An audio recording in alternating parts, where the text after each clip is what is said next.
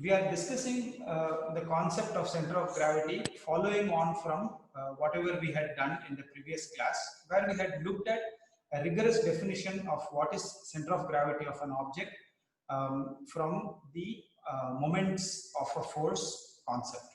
So just to illustrate that a little bit further, I thought I'll bring some real objects for consideration. So I just picked up a stone that I found outside the classroom, fairly big heavy stone, and where is the center of gravity of this stone? So without attempting to balance it or anything, like when the object is placed in this manner, I can ask if you consider this scale to be a kind of a plane that passes through the stone, would the center of gravity be somewhere along this line? And obviously you would say, no, it's not possible because that's too close to one of the edge. Most of the mass is distributed here. So obviously the center of gravity can't lie on that plane. So obviously I have to move it a little bit more so that it towards the left, so that the distribution of the mass is more or less even. And you'll find, of course, that this is completely empirical. So we're just looking at it and we are saying, we can say that, well, depending upon how you look at it, you might say, okay, it lies somewhere along that line.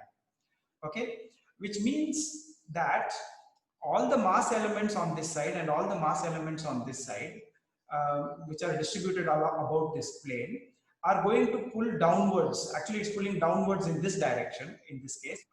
Assume that you are looking at it vertically.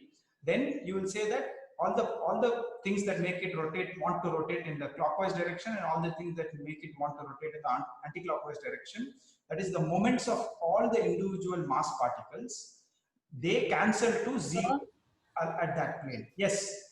So Kaza's electricity went, so that's why she's out of the meeting. Okay.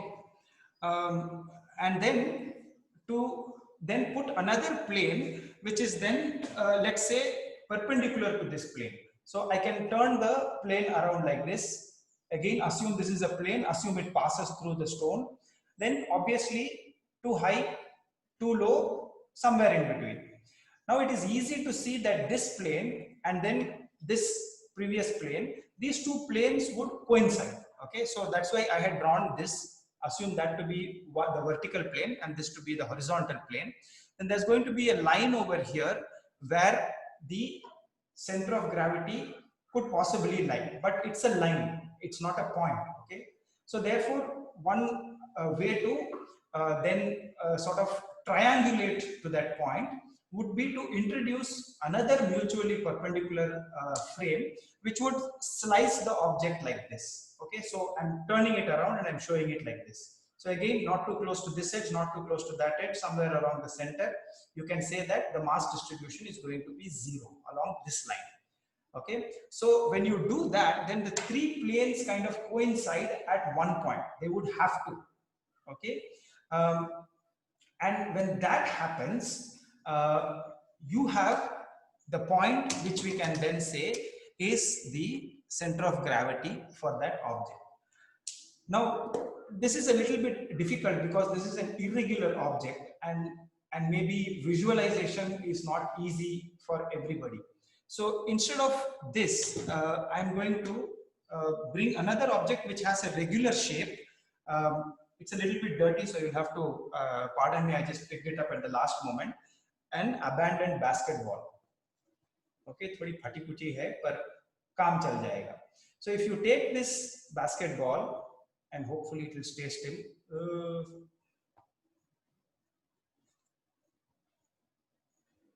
अरे मेरे भाई. Okay, I have to dirty my handkerchief. Okay, so when I put the basketball like this, it's a spherical object.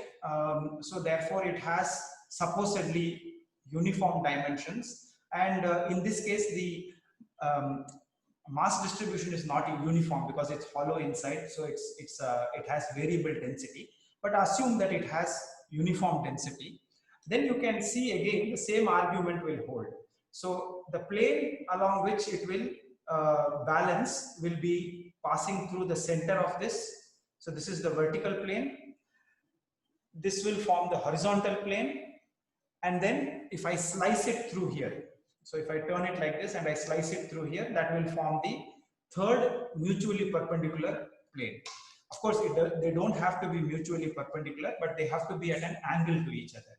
And when you do that, then you can imagine that the uh, horizontal, vertical, and the other slicing plane, if you like to call it that, those three will then coincide at one point. And for the case of the spherical object like a basketball, you can immediately see that that center will be, of course, its geometric center.